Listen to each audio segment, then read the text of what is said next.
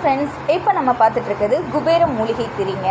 இது அபூர்வ சக்தி கொண்ட இலைனே சொல்லலாம். இந்த இலைச்செடியோட பேர் வந்து பேய் மிரட்டி, பேய் விரட்டி, அப்படி இல்லைன்னா பெருந்தும்பை மூலிகை செடின்னு சொல்லுவாங்க.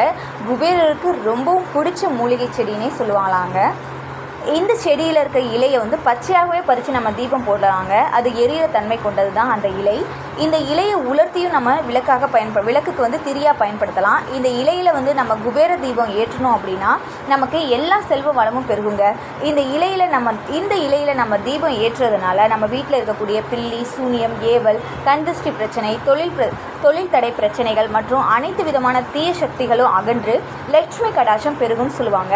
அது மட்டும் இல்லைங்க, இந்த விளக்கை வந்து நம்ம இந்த திரியை வந்து 48 நாட்கள் நம்ம ஏற்றிட்டு வந்தோம் அப்படின்னா தொடர்ந்து சகல தோஷங்களும் நீங்கி வாழ்க்கையில் முன்னேற்றம் ஏற்படும்னே சொல்லலாங்க. இவ்வளவு அற்புதம் வாய்ந்த இந்த மூலிகை இலை உங்களுக்கு திரி தேவைப்பட்டுச்சுன்னா கீழே